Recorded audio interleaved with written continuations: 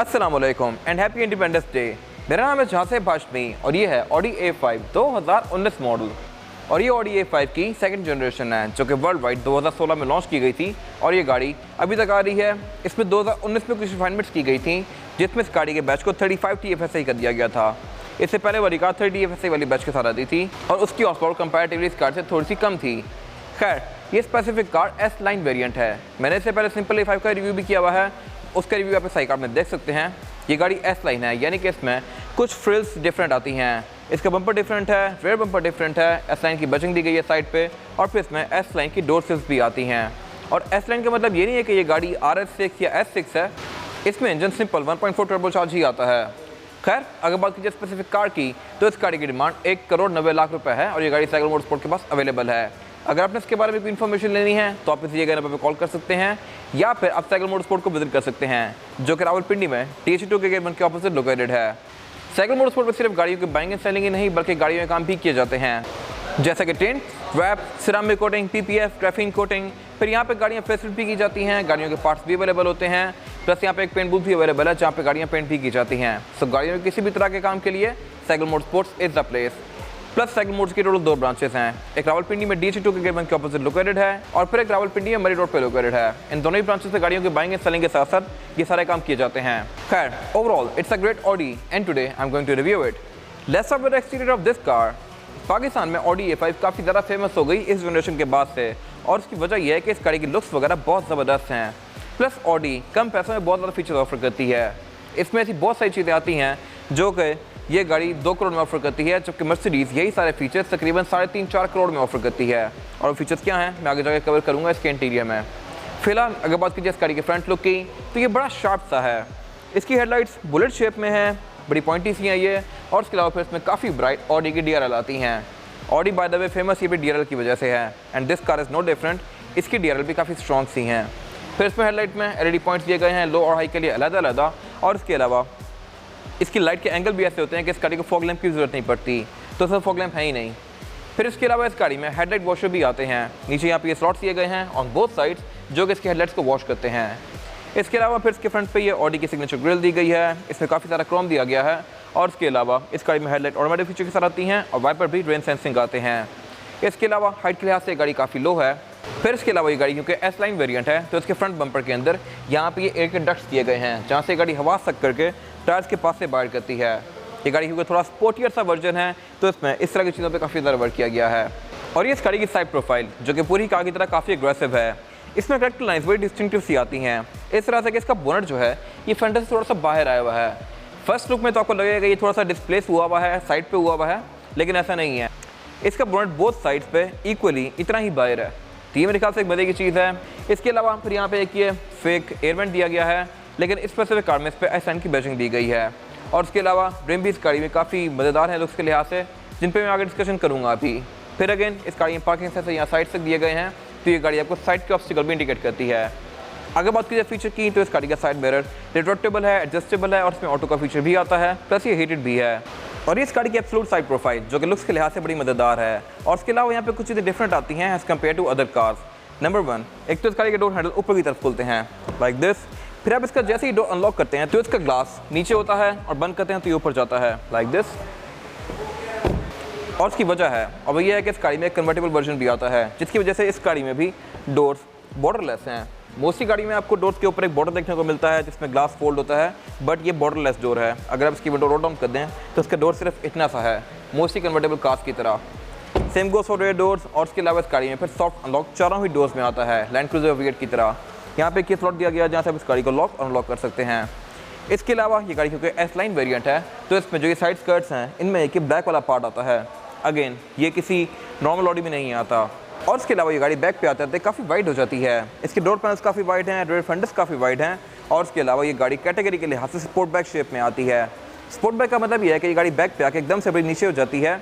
और ये specific car 5 door है। 5 डोर इस तरह से कि 5th डोर इसकी ट्रंक बनती है जो कि मैं आगे दिखाऊंगा आपको अभी। इसके अलावा स्पेसिफिक कार पैनोरामिक रूफ के साथ आती है। आप इसकी छत का काफ़ी बड़ा सारा पोर्शन ओपन कर सकते हैं जो कि इसकी लुक को बहुत अच्छा बनाता है। फिर इसके अलावा अगेन बैक पे पार्किंग सेंसर यहाँ साइड तक आते हैं जो कि आपको यहाँ बिल्कुल साइड के भी ऑब्स्टिकल्स इंडिकेट करते हैं। इसके अलावा इसके बैक पे क्वार्टर ग्लास भी दिए गए हैं जो कि काफ़ी मैसिव हैं। फिर इसकी विंडोज़ के आसपास ये एल्यूमिनियम की फ्रिल्स कंटिन्यू करती हैं जो कि इसके लुक को अच्छा बना रही हैं। इसके बाद अगर बात कीजिए इस गाड़ी के ड्राइवर लुक की, तो पूरी ही कार की तरह ये भी काफ़ी मज़ेदार है। इसके बैक पर टेल लाइट्स फुल एलईडी में आती हैं जो कि एंड टू एंड कंटिन्यू करती हैं और इसका रिवर्स और इंडिकेटर भी एलईडी में दिया गया है। इसके अलावा इसके बैक पे पार्किंग सेंसर्स भी आते हैं और इसमें सिंगल एग्जॉस्ट है। हालांकि A4 में इस मॉडल में डुअल एग्जॉस्ट आते हैं। मेरे ख्याल से इस पर डबल होने चाहिए थे बट नहीं दिए गए। इसके अलावा इसके बैक पे जो बैजिंग है वो 35 TFSI की आती है क्योंकि डेफिनेटली ये गाड़ी 19 मॉडल है। और इसके अलावा ये गाड़ी क्योंकि S लाइन पैकेज है तो इसमें रेयर बम्पर में डिफ्यूज़र भी आता है। इसकी ट्रंक को आप की फॉब से अनलॉक कर सकते हैं और इस गाड़ी में पावर टेलगेट आता है, यानी कि इसकी ट्रंक ऑटोमेटिकली ओपन होती है लाइक दिस। और इसके अलावा ये गाड़ी 5 डोर स्पोर्ट बैक है, यानी कि आप इसकी ट्रंक को कैबिन के अंदर से एक्सेस कर सकते हैं। इसका 5th डोर ये बनता है। इसके अलावा नीचे इसमें एक स्टेपनी दी गई है जो कि आप यहाँ से निकाल सकते हैं और ऑडी में हमेशा स्टेपनी काफ़ी बड़ी आती है। इसमें स्पेयर टायर 19 इंचेस का दिया गया है। इसके अलावा फिर इसमें एक स्प्लिटर आता है ट्रंक में भी और नीचे भी, और आप इसकी टेलगेट हाइट को एडजस्ट भी कर सकते हैं अपनी मर्जी के लिहाज से। उसकी गाइड्स मैंने बनाई हुई हैं और आप मेरे पेज पे देख सकते हैं। बाकी इसमें रेयर सीट्स भी 60-40 स्प्लिट के साथ आती हैं। फिर इसमें ऊपर एक यहाँ पे काफ़ी बड़ा ब्रेक लैंप दिया गया है। इसके अलावा यहाँ पे कुछ खास है नहीं। इसके बाद अगर बात कीजिए इस गाड़ी के इंटीरियर की, तो इंटीरियर इस गाड़ी का लुक के लिहाज से बड़ा मज़ेदार है। इसका डैशबोर्ड और बाकी इंटीरियर भी बहुत सारे डिफरेंट लेयर्स के अंदर है। इसके अंदर 3 कॉम्बिनेशन फॉलो किए गए हैं, ब्लैक का, बेज का और वुड का। वुड भी इस गाड़ी में बहुत सारा दिया गया है और इसकी लुक्स भी बड़ी एग्रेसिव सी हैं पूरी ही कार की तरह। इसमें आगे बात करूंगा अभी। फिलहाल अगर बात कीजिए इस गाड़ी के स्टीयरिंग व्हील की, तो स्टीयरिंग व्हील के लिहाज से ऑडी थोड़ा डिसअपॉइंट करती है। इसका स्टीयरिंग व्हील बड़ा सिंपल सा है। इसमें राइट के जो कंट्रोल दिए गए हैं, यहाँ से आप इसकी एमआई डिस्प्ले के पीछे नेविगेट कर सकते हैं लाइक दिस। और यहाँ पे एक मोड सेलेक्टर दिया गया है। राइट पे जो कंट्रोल्स दिए गए हैं, यहाँ से आप मल्टीमीडिया स्क्रीन का वॉल्यूम अप डाउन कर सकते हैं और उसके अलावा डिफरेंट मोड्स के पीछे नेविगेट कर सकते हैं। इसके अलावा इस पर कुछ खास नहीं आता। बाकी स्टीयरिंग व्हील सारा ही लेदर की फिनिश में है और पैडल शिफ्टर्स आते हैं एंड दैट्स इट। इसके अलावा इसमें क्रूज कंट्रोल भी आता है जो कि स्टीयरिंग के पीछे दिया गया है लेकिन एडॉप्टिव नहीं है। अगर बात कीजिए हेडलाइट कंट्रोल की, तो हेडलाइट के कंट्रोल्स गाड़ी के स्टीयरिंग के राइट साइड पे दिए गए हैं और इसकी जो सिलेक्शन है वो है ऑफ, ऑटो, ऑन और पार्किंग। और इसके अलावा इसके फॉग लैम्प के कंट्रोल भी दिए गए हैं यहाँ पे। इसमें फ्रंट और बैक दोनों पे फॉग आती है लेकिन फ्रंट की फॉग इसकी नीचे वाली फॉग नहीं है। इसकी हेडलाइट के अंदर ही फॉग दी गई हैं जो कि आप यहाँ से ऑन या ऑफ कर सकते हैं। इसके अलावा स्टीयरिंग के लेफ्ट साइड पे जो स्टॉक दिया गया है ये बेसिकली इसके इंडिकेटर का है। राइट पे जो दिया गया है ये इसके विंडशील्ड वाइपर का है। अगर बात कीजिए इस गाड़ी के मीटर की, तो मीटर इस गाड़ी का लुक के लिहाज से मज़ेदार है लेकिन ये काफ़ी कॉम्प्लेक्स सा है। इसमें आपको बहुत सारी चीज़ें डिस्प्ले की जा रही हैं। इसमें 2 डायल दिए गए हैं, एक डायल स्पीडोमीटर का है और एक आरपीएम का है। इसका स्पीडोमीटर वाला डायल भी थोड़ा अनकन्वेंशनल सा है। इस तरह से कि इसमें स्पीड लिमिट जो है वो 300 तक है और इसके अलावा फिर इसमें स्पीड लिमिट 0 के बाद 10 भी है, फिर 20 के बाद 30 भी है। इस तरह से ये अप टू 300 जाता है। ये चीज़ भी आपको मोस्टली कार्स में देखने को नहीं मिलेगी। फिर इसके सेंटर में कि काफ़ी मैसेज एमआई डिस्प्ले दिया गया है जो कि आपको इस गाड़ी के बारे में बहुत सारी चीज़ें शो करवाता है, जैसे कि ट्रिप्स, एवरेज किलोमीटर पर लीटर और उसके अलावा ऑडोमीटर, इस तरह की सारी चीज़ें जो कि यूजुअली सारी कार्स में आती हैं, ओपन डोर्स वगैरह। और इसके अलावा ग्राफिक्स के लिहाज से भी ये स्क्रीन अच्छी है। वैसे मोस्टली पिक्सलेटेड होती थी 2013-14 में, अब इनको काफ़ी इंप्रूव कर दिया गया है। इसके अलावा अगर बात कीजिए इस गाड़ी के मीटर की हाउसिंग की, तो मीटर की हाउसिंग इसकी काफ़ी सॉफ्ट सी है और इसके अलावा इसके डैशबोर्ड में 3 स्पीकर दिए गए हैं। इस गाड़ी में कलेक्टिवली 18 स्पीकर आते हैं और ये स्पीकर बैंग एंड ओलिफ्सन के हैं। ये बेसिकली एक प्रीमियम साउंड सिस्टम है और एक एड ऑन फीचर है जो कि इस गाड़ी में लिया गया है। इसमें 3 स्पीकर डैशबोर्ड में दिए गए हैं, फिर 4 ट्विटर पिलर्स में दिए गए हैं, फिर 4 स्पीकर्स फ्रंट डोर्स में दिए गए हैं, 4 रेयर डोर्स में दिए गए हैं और फिर बैक पे भी इसमें स्पीकर आते हैं। तो कलेक्टिवली इसका साउंड सिस्टम काफ़ी अच्छी साउंड प्रोड्यूस करता है। इसके अलावा अगर बात कीजिए इस गाड़ी के डैशबोर्ड के सेंटर की, तो यहाँ पे एक स्क्रीन दी गई है लेकिन ये स्क्रीन फिक्स ही है। A6 में रिटर्ट करती है गाड़ी ऑफ ऑन करने के साथ साथ, जबकि इसमें नॉर्मल सी है, यहीं पे फिक्स्ड है। और इसके अलावा ये आपको कुछ चीज़ें शो करवाती है जैसा कि गाड़ी के ड्राइव मोड्स वगैरह आपको यहाँ पे शो होंगे, गाड़ी की डिफरेंट स्टाइल्स यहाँ पे शो होंगी। अगर बात कीजिए ड्राइविंग मोड्स की, तो इसमें 4 ड्राइविंग मोड हैं, कंफर्ट, ऑटो, डायनामिक और इंडिविजुअल। इंडिविजुअल में आप अपनी मर्जी के लिहाज से सेटिंग्स बना सकते हैं। फिर बाकी इसमें रेडियो, FM, ऑक्स, ब्लूटूथ, इस तरह की सारी चीज़ें आती हैं और इसके डिफरेंट ट्रैक्स के बीच में आप यहाँ पे फिजिकल दिए गए बटन से नेविगेट कर सकते हैं। इसमें 8 फेवरेट पॉइंट्स दिए गए हैं और इनके अगर आप ऊपर टच भी करेंगे तो ये आपको स्क्रीन के अंदर शो करवाएंगे कि आपकी फिंगर किस पॉइंट के ऊपर है। ये मेरे ख्याल से एक मजे की चीज़ है, ये टच सेंसिटिव है। फिर उससे पीछे कि स्क्रॉलर व्हील दिया गया है जहाँ से आप इसकी स्क्रीन के पीछे नेविगेट कर सकते हैं। फिर स्क्रीन से नीचे यहाँ पे इसके एयरवेंट्स दिए गए हैं जो कि पूरी डैशबोर्ड के अंदर कंटिन्यू करते हैं, लेकिन इसके जो फंक्शनल एयरवेंट्स हैं वो सिर्फ सेंटर वाले और साइड वाला है। फिर इनके सेंटर में एक हेडलाइट का बटन दिया गया है जो कि ब्लिंक करता है और उससे इंजन का क्लाइमेट कंट्रोल दिया गया है। क्लाइमेट कंट्रोल इस गाड़ी में 3 जोन आता है। अगेन ये भी मर्सिडीज ई क्लास के भी बड़े वर्जन में ऑफर करता है, छोटे वर्जन में 3 जोन क्लाइमेट कंट्रोल नहीं आता। इसके क्लाइमेट कंट्रोल में 2 इंडिविजुअल जोन्स आती हैं और आप इसका टेम्परेचर भी इंडिविजुअली एडजस्ट कर सकते हैं लाइक दिस। प्लस आप 3rd जोन को सिलेक्ट करके इसको यहीं से भी एडजस्ट कर सकते हैं इस तरह से। अगर let's suppose third door passenger air vents को ऑन छोड़ के चले गए हैं तो आप उसको यहीं से ऑन या ऑफ कर सकते हैं। फिर अगेन इसके बटन भी टच सेंसिटिव हैं। इनके ऊपर अगर आप फिंगर स्वाइप करते हैं तो ये आपको डिस्प्ले करती हैं कि आप कौन सी सेटिंग में जाने लगे हैं। ये मेरे ख्याल से एक अच्छी चीज़ है। फिर उसके नीचे कुछ और कंट्रोल्स दिए गए हैं यहाँ पे। इसके ड्राइव सेलेक्ट के आप यहाँ से इसका इको ऑयलिंग ऑन ऑफ कर सकते हैं, ट्रैक्शन कंट्रोल ऑन ऑफ कर सकते हैं, पार्किंग सेंसर को ऑन ऑफ कर सकते हैं और उसके अलावा इस स्क्रीन को भी यहीं से आप ऑन ऑफ कर सकते हैं। फिर इस गाड़ी का पोस्ट स्टार्ट भी यहीं पे नीचे दिया गया है सेंटर में, तो ये थोड़ी सी वियर्ड सी लोकेशन है। फिर उससे नीचे एक टॉवर का पावर आउटलेट दिया गया है, 2 कप होल्डर्स दिए गए हैं और उससे पीछे इस गाड़ी का गियर लेवल दिया गया है जो कि फिक्स जी है।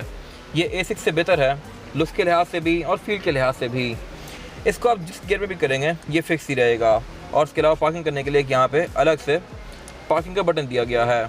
इसको आप गियर्स के बीच में इस तरह से स्विच कर सकते हैं और आप इस गाड़ी को मैनुअली भी चला सकते हैं इसको लेफ्ट पे करके। फिर उससे पीछे इसकी पार्किंग ब्रेक दी गई है जो कि इलेक्ट्रॉनिक ही है, लेकिन इस गाड़ी में ऑटो होल्ड नहीं आता।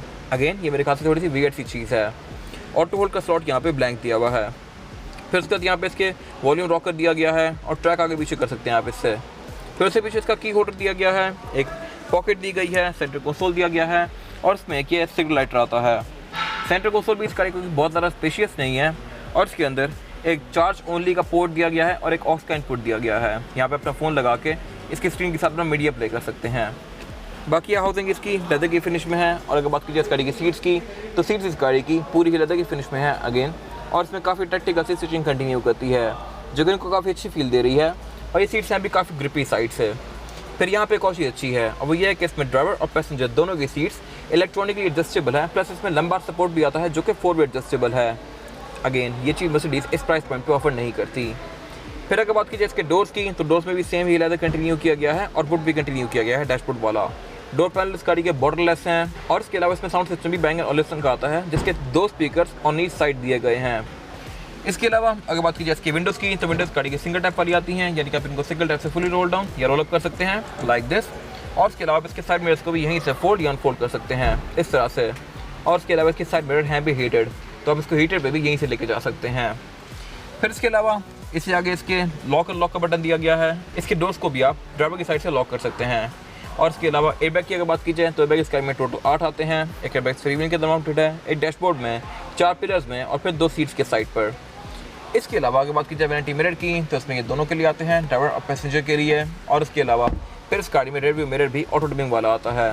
फिर इसमें पैनोरामिक रूफ भी दी गई है जिसको आप यहाँ से ओपन या क्लोज कर सकते हैं लाइक दिस। और इसकी केबिन लाइट्स भी LED में है जो कि टच में है, इनको आप टच करके ऑन या ऑफ कर सकते हैं। इस तरह की लाइट्स RX 570 में आती हैं। इसके बाद अगर बात की जाए इस गाड़ी में रेयर पैसेंजर के लिए सीटिंग कैपेसिटी की तो मेरे पास यहाँ पे लेग रूम का बिल्कुल भी कोई इशू नहीं है और हेड रूम का भी, लेकिन बैक पे इस गाड़ी में 2 ही लोग आसानी से बैठ सकते हैं। थर्ड पर्सन आना चाहे तो आ जाएगा, लेकिन ज़्यादा कंफर्टेबल नहीं होगा क्योंकि इस गाड़ी में काफ़ी बड़ा हम दिया गया है फ्लोर बेड में। और इसके अलावा बैक पे यहाँ पे मैटिस अच्छी दी गई हैं। इस तरह से रेयर पैसेंजर्स के लिए यहाँ पे सेंटर में क्लाइमेट कंट्रोल भी दिया गया है और इसकी प्रॉपर एक जोन दी गई है। आप यहाँ से इसका टेम्परेचर रेज या लोअर कर सकते हैं और आगे से भी इसको एडजस्ट कर सकते हैं। इसके अलावा फिर इसमें एयर वेंट्स पाँव पे भी आते हैं और इसके अलावा फिर सेंटर में इसके टॉवर का पावर आउटलेट भी दिया गया है। फिर इसके सेंटर में एक सेंटर कंसोल आता है जिसको निकाल के आप इसमें से 2 कप होल्डर एक्सेस कर सकते हैं लाइक दिस। और फिर इसके सेंटर में एक ही ड्रॉर भी दी गई है जिसको ओपन करके आप इसमें सामान वगैरह रख सकते हैं और इसको बंद करके आप एज एन आर्मरेस्ट यूज़ कर सकते हैं। इसके अलावा इसके सेंटर वाले एरिया को आप अलग से भी फोल्ड कर सकते हैं लाइक दिस। और यहाँ से अगर आपने कोई रॉड वगैरह गुजारने हैं तो आप वो भी गुजार सकते हैं। फिर इसकी बाकी दोनों बेंचेस भी फोल्डेबल हैं, इनको फोल्ड करके आप इसकी ट्रंक कैपेसिटी को और ज़रा खुला बना सकते हैं। फिर बैक पे इस गाड़ी में जो लाइट्स हैं ये LED में आती हैं और इसमें 4 स्पीकर्स दिए गए हैं बैक पे। इसके अलावा फिर इसमें 2 हेडरेस्ट आते हैं, सीट बेल्ट्स आती हैं, RCF के पोर्ट्स आते हैं, प्लस इस गाड़ी में क्वार्टर ग्लास भी दिए गए हैं। तो ये मेरे ख्याल से एक अच्छी चीज़ है। और इसके अलावा यहाँ पे एक अनयूजुअल चीज़ ये है कि ये गाड़ी प्रियस की तरह ही है, बैक पे भी आप यहीं से इसकी ट्रंक को भी एक्सेस कर सकते हैं। इसके अलावा यहाँ पे कुछ खास है नहीं। इसके बाद अगर बात कीजिए इस गाड़ी के इंजन की तो इंजन इस गाड़ी में 1.4 लीटर टर्बोचार्ज आता है जो कि 152 हॉर्स पावर प्रोड्यूस करता है और ये परफॉर्मेंस फिगर सफिशिएंट है इस बॉडी साइज के लिहाज से। ये गाड़ी 35 TFSI है और 35 वाला बैच उन्हीं गाड़ियों पे आता है जो कि 150 हॉर्स पावर से ऊपर होती हैं। इसके अलावा TFSI का मतलब ये है कि टर्बो फ्यूल स्ट्रेटिफाइड इंजेक्शन जो कि एक ऑडी की टेक्नोलॉजी है और इसके अलावा ये इंजन इनलाइन 4 सिलेंडर है। ये गाड़ी आपको तकरीबन 14-15 तक की एवरेज दे सकती है जो कि ठीक है इस बॉडी साइज के लिहाज से। अगर आप इसको लॉन्ग पे लेके जाते हैं तो ये गाड़ी 17-18 भी जा सकती है। इसके अलावा इस गाड़ी में ट्रांसमिशन 7 स्पीड ऑटोमेटिक आती है, मैनुअल इस गाड़ी में ऑफर नहीं होता। इसमें फिर बाकी बोनट हार्डवेयर से ओपन होता है। इसके अंदर इंसुलेशन भी दी गई है और इसके अलावा इसके इंजन बेक के अंदर काफ़ी सारा एल्यूमिनियम यूज़ किया गया है, जो कि इसकी वेट रिडक्शन में भी काफ़ी हेल्प करता है। इसके अलावा इस गाड़ी में ABS, traction control, electronic power steering, इस तरह की बहुत सारी चीज़ें आती हैं जो कि इस राइड को अच्छा बनाती हैं। इसके अलावा यहाँ पे कुछ खास है नहीं। इसके बाद अगर बात कीजिए इस गाड़ी के टायर साइज़ की, तो टायर साइज़ जो आता है Audi A5 में ये है 245, 40 और 18। इसमें 18 इंच का रिम दिया गया है जो कि विंडमिल शेप का है। इसकी लुक बड़ी अच्छी है, बड़ा डिसेंट सा रिम है ये। और इसके अलावा इसकी टारगेट प्रोफाइल क्योंकि सिर्फ 40 है तो इसकी लुक भी काफ़ी अच्छी आ रही है। फिर इसकी बॉडी और टायर में कोई बहुत ज़्यादा गैप भी नहीं है। लोग ड्रॉप करवाने के बाद हाइट इतनी रखते हैं, ये गाड़ी ऑलरेडी इसी हाइट में है, तो मेरे ख्याल से इसकी लुक काफ़ी अच्छी आ रही है। प्लस ये आपको बहुत ज़्यादा तंग भी नहीं करेगी। फिर ऑडी में electronic power steering, traction control, ABS, इस तरह की बहुत सारी चीज़ें आती हैं जो कि आपकी राइड को अच्छा बना सकती हैं। फिर इस गाड़ी में ऑर्बिटल डिस्क ब्रेक भी दी गई है। ये था आज का रिव्यू। अगर आपको ये रिव्यू पसंद आया है तो इस रिव्यू को लाइक कीजिए, मेरे चैनल को सब्सक्राइब कीजिए, और अगर आपके पास गाड़ी से रिलेटेड कोई भी राय है तो उसको कमेंट सेक्शन में शेयर जरूर कीजिएगा, ताकि वो लोग जो गाड़ी लेने वाले हैं वो आपकी राय से फ़ायदा उठा सकें। अपना ख्याल रखिएगा। Thank you.